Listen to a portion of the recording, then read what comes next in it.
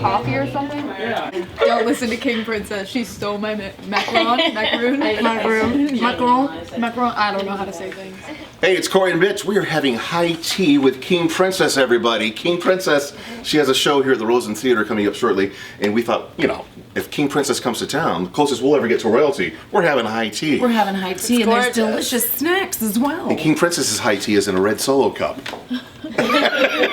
We have two very excited Kink fans, Jessany and Lily here. They're going to ask a couple questions. But first, we thought we'd ask you a little bit. Please. I heard you grew up in a recording studio in Brooklyn. I did. So your parents were in the industry. My dad is a recording engineer, and my parents split up, but they were really smart, and they bought these 2 buildings in Williamsburg. And one of them, you know, was a factory, and my dad and some young men, some young drunken men, I'm sure. I know them. built the studio. And my mom also helped in some ways, and it became his studio that he's been in for the last, 15 years. I'm so happy and proud of you for being open and out and proudly gay as I am. I came out when I was 15 and You're gay? Yeah. Stone Mountain, Georgia. What was your coming out experience Stone like? Mountain, Georgia. Just think about that for a second. On the midnight train. Gladys train. Knight was there, yeah. Honey, it was the midnight train, the gay train. The midnight train's the gay train.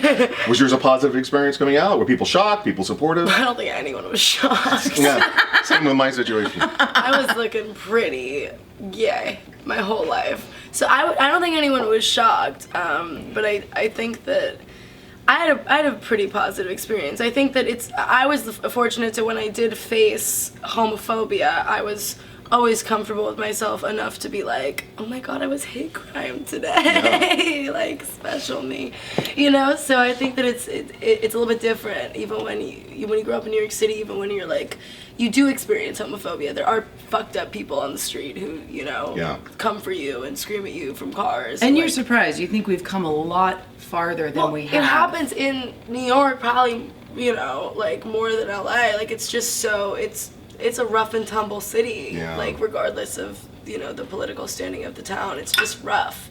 So I think that, it was cool to have that upbringing and, feel toughened by just having to, present yourself and walk around and take the train and shit, you know? And speaking of tough, what happened to your finger?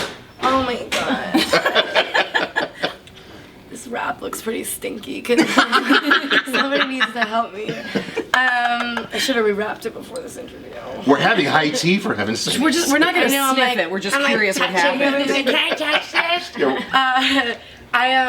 There was just a raccoon situation. Oh my gosh. Didn't bite me. It was I was saving a friend. Should we check you for rabies? Are you on drugs? Are you frothing in the mouth? No. Now, I know Jessany and Lily are dying to ask you some questions. Yeah, please. Okay, What are your questions? Oh my god, they put their tea down. Well, serious. I talk with my hands, so I feel like if I was holding the tea, it would just me too. go Don't worry. everywhere. Yeah. It would not happen. I got It'd you. be dangerous. Yeah. I've almost hit people before with how much I'm just articulating. You have to be expressive or else you're nothing. Exactly. Oh gosh, I'm terrible with thinking of things on. Do you want me to go? Yeah. Okay. Go. Let me gather your thoughts. You got it, Lily. What song is most fun for you to perform on stage? Oh, good question. Yes, bitch. Giving me full honey, she's giving you discussion group fish. Okay. I think that I like to perform Prophet, and I like to perform Tough on Myself, because I get to play a guitar solo. That would be fun. I like to play instruments. Whenever I get a chance to jam on an instrument, I feel like I enjoy it, because it's something that I've I play all the instruments on my records, but when you're playing live, I feel like I built in one instrument at a time. I knew how to play everything. It was just it's like Prince. You build the confidence, each tour you get better at performing, and then, as you get better, you feel the need to at least for me, I want to push myself to do more shit, I'm not trying to just be playing it. That's a little gay for me. I don't want to I don't need that. But I do want to have these moments where I, show my stuff. Yeah. Destiny, you're up. Okay. Are you ready? Was that enough time? Yeah, I think I have my question. Take a sip of the red cup. I don't That'll know. help. Don't. How old are you? Exactly. Forget I said that. Don't do it. How old are you guys? I'm 16. 17. Okay, we'll edit that right out. Okay, so my question would be Were you born after 2000? Don't do that. 2000 and 2002. Oh my gosh. I was born in 2003. Last time I That's was at a wild. bar, See, that's wild to me, it even though said, that's only a if year. you look under sister was born in 35, 2007. no one asked. That's crazy. That's fucked My up. brother was born in 2005, and that's like, I worked as a camp counselor, and I met people who were born in 2011, and that was not allowed. I think I'm too old for this interview. Yeah. Okay, ask your question. Right. So I was gonna ask, what helps you stay out of your head? Like, as a person, Nothing. yeah. No, I know, but like, as a person who gets really anxious, and then like, I don't know how to get out of it, and like, I tend to just spiral. Do you have any ways of just like, maybe like before performing, like, cause I am interested in singing, and I think it's fun to do, but like, I don't know how I would do that in front of people. I think that when I signed my record deal, and my managers, I started working with Adam, that person. Hi, Adam. Over there, that man. I signed with, I started working with Adam and Andrew when I was 16, and I got signed, or no, maybe even, was it 16? Oh my god. And I was 17 when I started negotiations with my record label. How old are you now?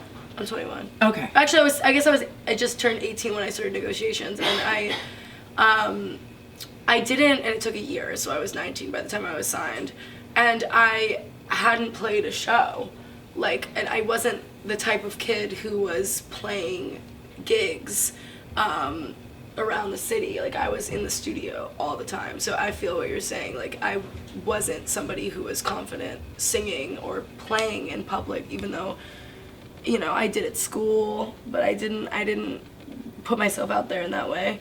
And so when I signed, I played this one thing for Mark, for this, they were honoring Mark at the BMI Awards, and I had to do a medley of Mark's songs, and it was the first time my label had heard me sing on a microphone.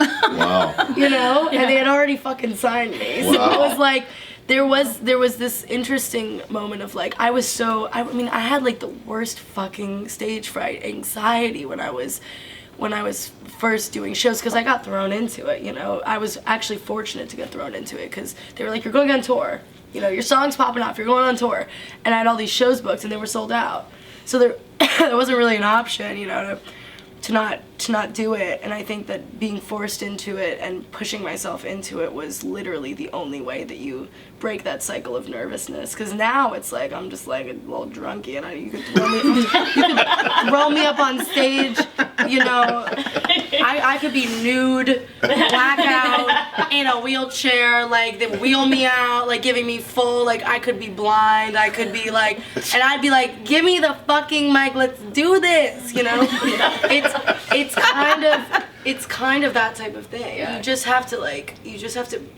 practice. It's just practice. That's how we treat our show in the morning. Yeah, exactly. Lily and Jesse, thanks so much for listening to Kink. Yeah. Has this been a positive experience, your first high tea with King Princess? This has been awesome. Yeah. Is there anything else? Do you have any more questions? And I love your advice, just go in. You just have to do do it. it. Dive in. The thing is you can talk the talk, you can, you can do your shit and practice at home, but until you get on a stage, it's it's I always say I want 400 hours, but I think it's supposed to be 10,000 hours. You're you really just have to do it. And I would suggest, if you want to sing and you want to sing in front of people, sing in front of people. Yeah. Sing in front of people. And if you start to feel less nervous, then it's getting better. Tonight, go on stage tonight. It's all set up. It's ready. I'm gonna hand you the mic. That would be crazy. And you're gonna fucking sing. King Princess, thank you so much. We know you've got things to do. Thank you. Oh yeah, I'm gonna sit in a dark room and drink beer. Can we come? We're of age. Yeah, we are. You guys seem like you party hard. Oh, yeah. So I can do it. What? Is it my face? It's my face.